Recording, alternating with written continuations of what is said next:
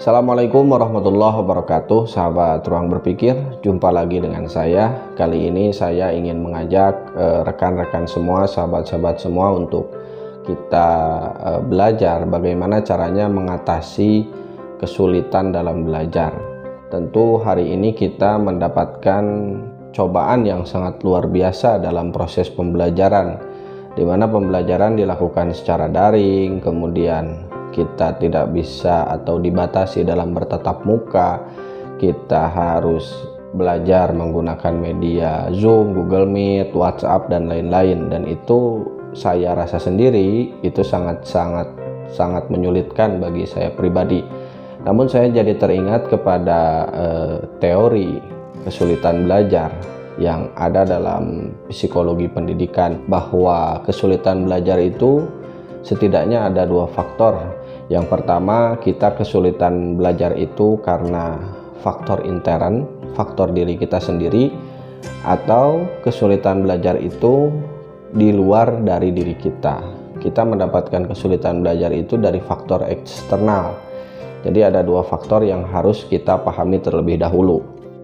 Untuk mengatasi faktor internal, yang pertama yaitu kita harus menyadari diri kita sendiri terlebih dahulu. Apakah kita sudah siap atau kita telah matang untuk menerima pelajaran?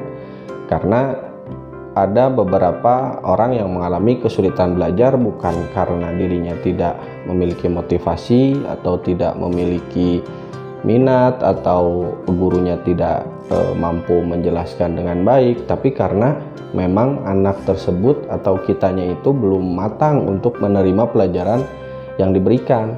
Misalnya kita belajar soal filsafat di bangku SMP.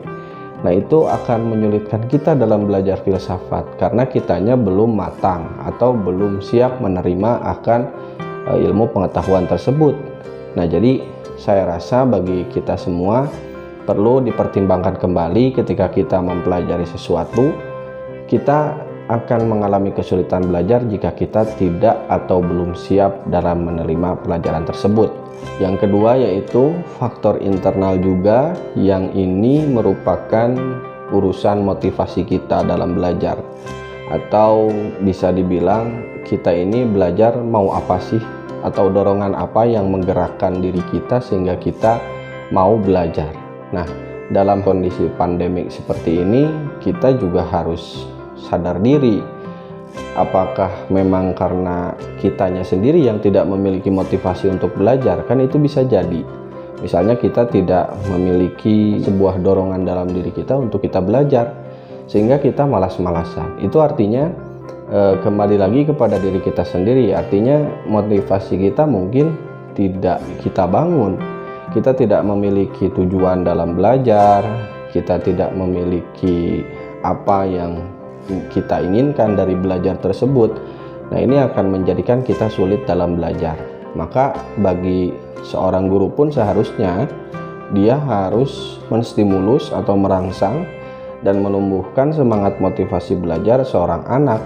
Seperti misalnya contohnya dia menjelaskan keutamaan belajar, bagaimana orang yang berilmu di kemudian hari, dan lain-lain, atau menceritakan tokoh-tokoh yang memiliki ilmu pengetahuan, memiliki semangat belajar. Itu akan menjadi sebuah rangsangan bagi seorang anak, di mana anak itu akan terpicu untuk terus belajar. Yang ketiga, bisa jadi di saat pandemi ini kita mengalami kesulitan belajar karena memang kita tidak memiliki minat akan media pembelajarannya ataupun pelajarannya, itu kita tidak memiliki ketertarikan.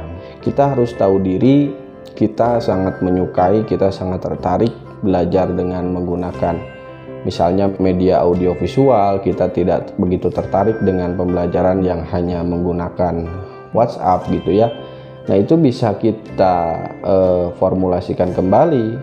Jadi bukan berarti kita sulit belajar dan kita tidak lagi belajar, tetapi jika minat kita sedang turun, maka seharusnya kita mencari alternatif, dan kita harus tahu diri bahwa kita tuh sukanya belajar yang seperti ini.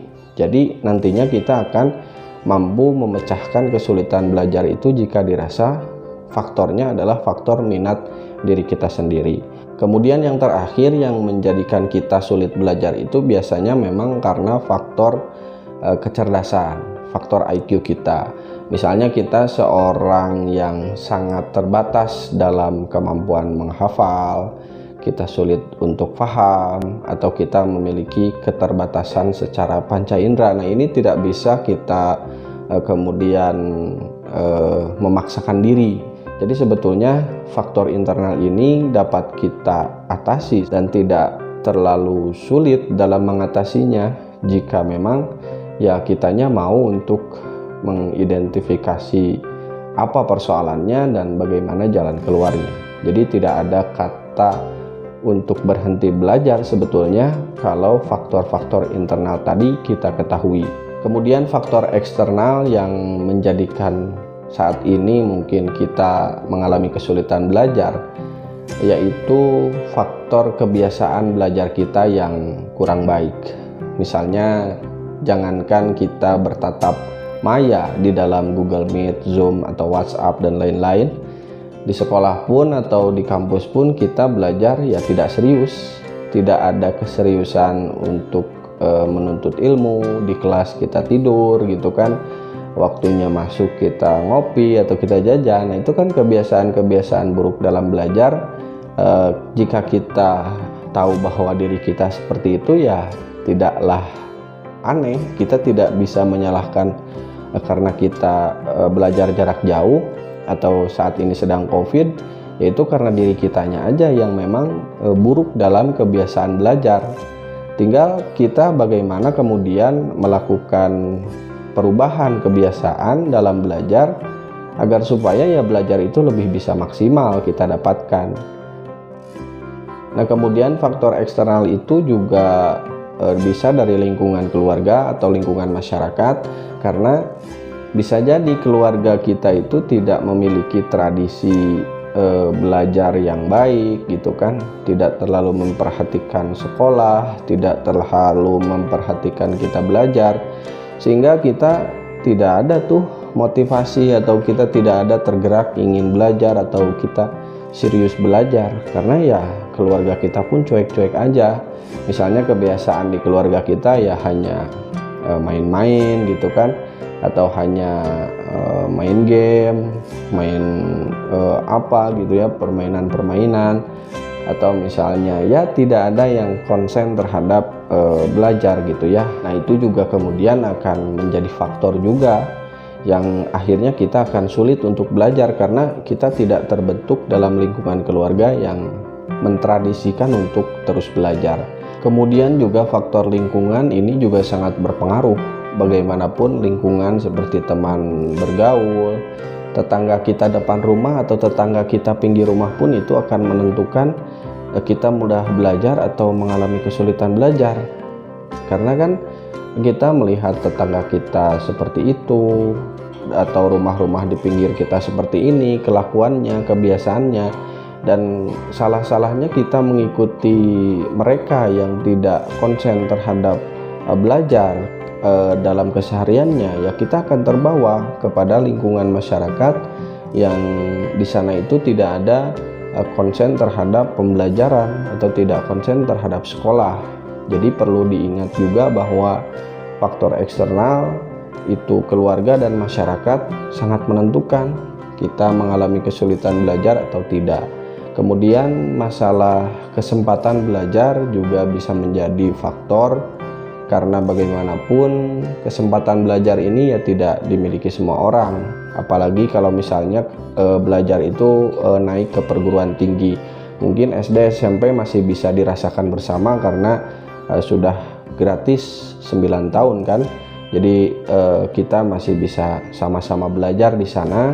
Namun untuk jenjang yang lebih tinggi mungkin ya kita akan mengalami kesulitan jika secara finansial kita tidak menunjang, secara fasilitas dan lain-lain.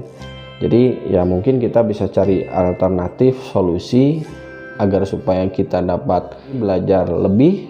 Mungkin tidak melulu kepada perguruan tinggi, kita bisa cari tuh forum-forum diskusi atau misalnya kajian-kajian yang sifatnya tidak formal, dan kita akan mendapatkan banyak pembelajaran di sana.